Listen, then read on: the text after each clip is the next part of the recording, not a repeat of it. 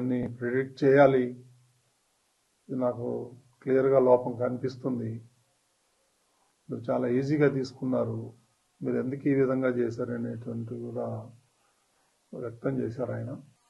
So రేపు CM గారు వస్తారు కాబట్టి ప్రెస్ మీట్ కూడా ఉంటుంది. ఇంకా రేపే సీఎం గారే వీటన్నిటికీ అడ్రస్ చేస్తాడని అనుకుంటున్నాం కదా. చేసేదంతా కూడా అధికారులే కదా, ఇంకెవరికి బాధ్యత ఉంటుంది. ముందర రోజు నిన్న కూడా నేను మీటింగ్ కాల్ఫర్ చేశాను అధికారులతో. ఏం చేస్తున్నారు ఏంటి నేను అడగటం కూడా జరిగింది. చాలా ఈజీగా తీసుకోవద్దండి మీరు, నాకు ఇన్ఫర్మేషన్ ఉంది గొడవలు జరుగుతాయేమో అని. అందుకని నేను ఈరోజు మార్నింగ్ కూడా ప్రెస్ మీట్లో అదే చెప్పాను, తిరుమలకి రానివ్వరేమో, దర్శనాలు కావేమో అనేటువంటి రూమర్ బాగా సోషల్ మీడియాలో స్ప్రెడ్ చేశాను. అందుకే నేను మార్నింగ్ కూడా దాన్ని ఖండించాను నేను మీ అందరి ముందరే. అలాంటిది ఎవరు ఉండదు, ఎవరైనా రావచ్చు తిరుమలకి, దర్శనంకు మాత్రం టోకన్లు ఉండాలి తప్ప తిరుమలకు రావద్దని ఎవరు అనలేదు. ఎవరైనా రావచ్చు అని పొద్దున్నే నేను స్టేట్మెంట్ కూడా ఇచ్చాను. నాకు తెలుసు ఏమో గొడవ అవుతుందేమో అనే నాలో అనుమానం ఉంది.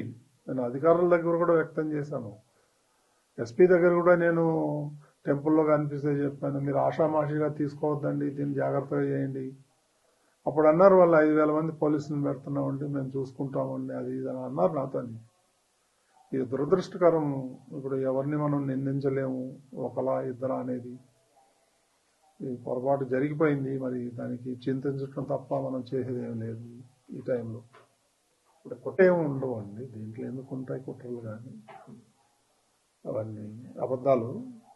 ఇది యాక్సిడెంట్, ఎవరు కావాలని ఎవరు చేయరు.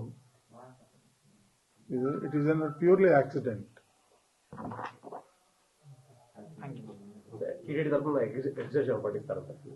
రేపు ముఖ్యమంత్రి గారు ప్రకటిస్తారు. కొంతమంది ఉన్నారు, ఇంకో 20-25 మంది క్యాజువాలిటీ అడ్మిట్ అయ్యారు. రియా హాస్పిటల్లో కొంతమంది, సిమ్స్ లో కొంతమంది ఉన్నారు.